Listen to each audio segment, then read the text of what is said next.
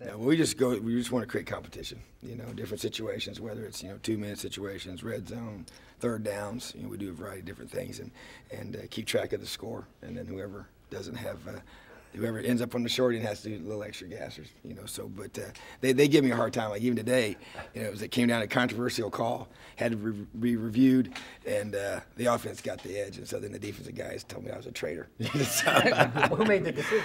Well, no, I did not. So I deferred to one of our recruiting guys, and he gave him the touchdown. So I said, hey, it wasn't my call, but it will be under further review until tomorrow. But no, we have some fun with that. And I love it. It's been back and forth. Offense is winning, defense is winning, and that's what you want. Just competitive plays. Is it like a goal line situation? Today was red zone. Okay. Yeah, today was red. It's a different topic each game, each practice. What was it like just being out, in San Francisco and doing all the media stuff, and seeing the field and everything? It was good. We did not get to go to the stadium. We'll do that when we get back there, but. Beautiful facility as far as the hotels and first class. I was really impressed with the way they had everything organized and different places they took us, different media outlets and the interviews and I'm really excited for our kids to be able to go out there. They're going to really enjoy it. It's just a neat location for sure. I've never been out to San Francisco, so first time for me. I think it's going to be the first time for a lot of our guys. How much of the balance will there be? Once you get out there, you don't want to. Are you going to practice a lot? Have you thought about the schedule, things like that? We have, and it's pretty much set at this point. We're going to treat it like when we get to the bowl site, it will be like a normal Tuesday for us. It'll be our first practice. So we'll have a Tuesday, Wednesday, like we would back home, and then our Thursday, Friday will be very similar as well. So you kind of get outside of the Monday. Our day of prep is going to be a pretty full week of practice and preparation. So we'll have 2 padded practices and then a helmets only and then a walkthrough. So we'll be on really kind of a normal schedule once we get there, so which is good.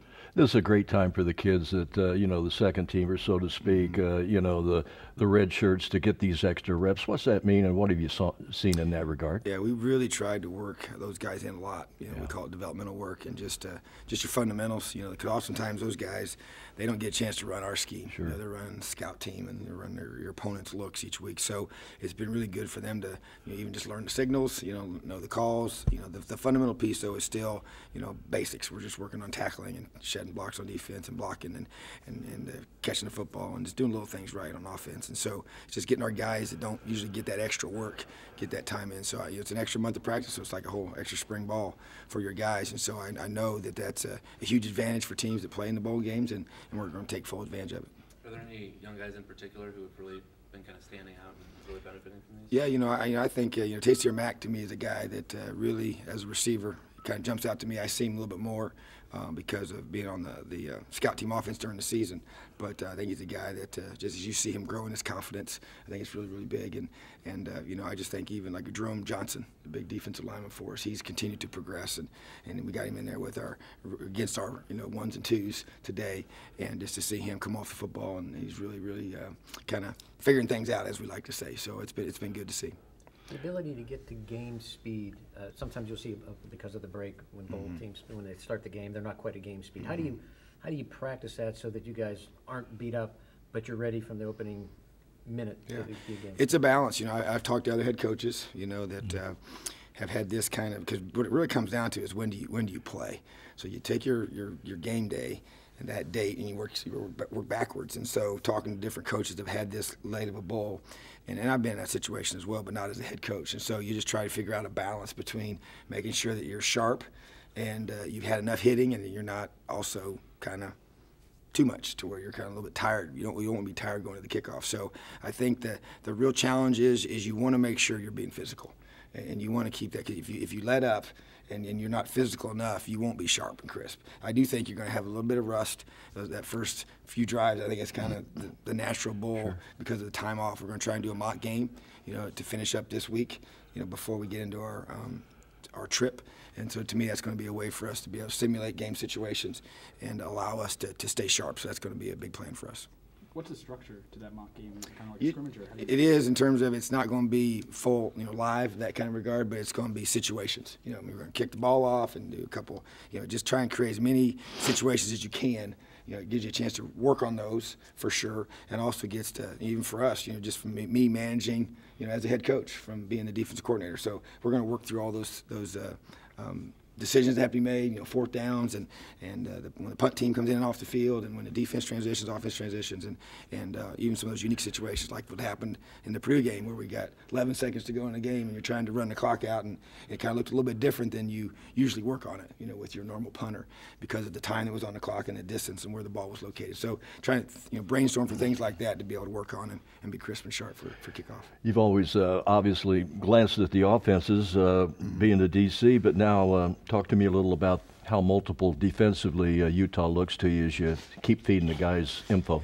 Yeah, the biggest thing that jumps out to me is their defensive line. They're really talented. And they've got one guy that's got 14 half sacks, you know, one of the top in the country. I think he might be number one.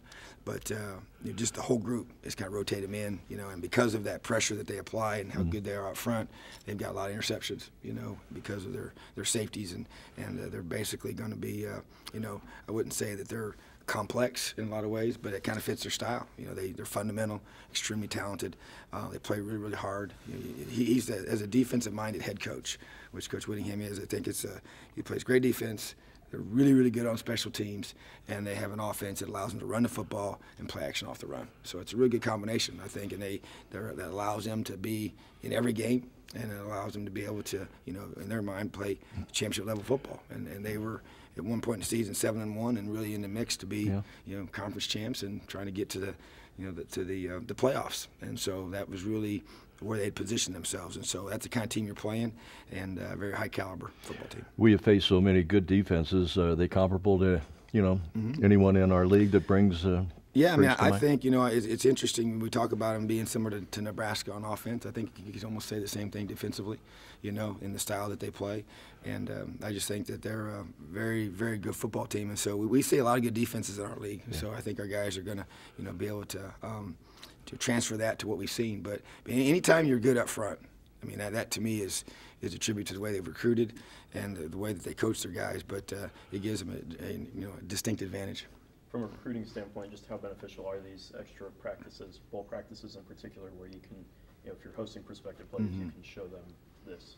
Yeah, it allowed us, you know, especially now it's gone dead now, so players can't come and watch. But when it was the contact period, which we just came through, you know, it was great to have them here, you know, because they come on these visits and they come for the weekend and be able to get these guys here, and it was so, you know, neat for them to see us in this kind of mode. Because before you come for spring ball, it's not quite the same, you know. And even just to have them comment, I brought them all together and say, hey, what did you think? What did you see?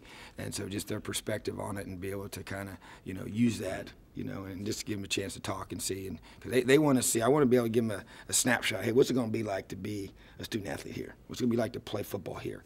And be able to see us practice with their own eyes, I think is huge in our favor, because I think the way we practice is so high energy and so intense, and we were so physical. That's the thing they noticed. Coach, what does it mean to have a first-team All-American and all that comes from that marketing?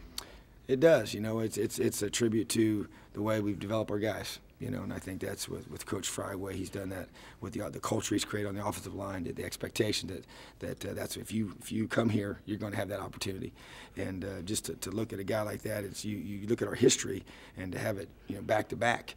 Yeah, I think it's only happened with 4 people. You know, so pretty special. So I think that it's a great, you know, honor to him personally.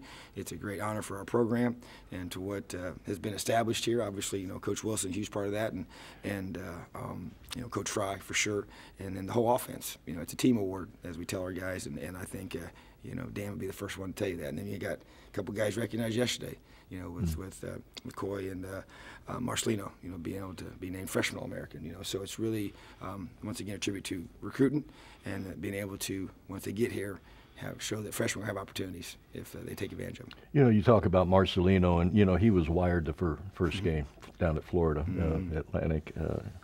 Talk about, you know, just how much he has improved and really what he's brought. Yeah, that's one thing, because every week when I would meet with the whoever was doing the game, you know, first the color commentary guys, they would always ask about him. You know, he kind of stuck out obviously on film, and you know, what made him different. And I said, well, you know, he showed up different. You know, I mean, when he walked on campus, he had a different look in his eye. You know, he had a maturity about him, even though he was young in his age. But you know, he came here to play. You know, he came with the mindset that he wanted to be the guy. Now he had to earn it. You know, we told him in recruiting that he would have the opportunity to compete for a chance to play. We thought he could. You know, but that was up to him. And so, you know, to me, it's a you know, the thing that was impressed me about him is the ability to keep doing it over and over again. Because you can kind of start fast. You know, everybody's excited, it's fresh, and you're not beat up, and the season, you know, is upon you early. But then as it wears on against our schedule, the quality of opponents we play in the Big Ten, how physical they are, for him to just keep bringing it week after week and really not dropping off but actually getting better, I think is really, really impressive for him, and just a tribute to his focus. You know, now he's got the challenge of, you know, you got a little recognition. How do you handle success? You know, I talked about that today about him. I said, to whom much is given, much is required, and how he handles himself and the way he prepares. You know, even now, post getting some recognition and all that as he moves forward as a leader on our team in the future. So I just think that it's, you know, he's a guy we identified early. We thought he was pretty special when we recruited him, and it proved to be true.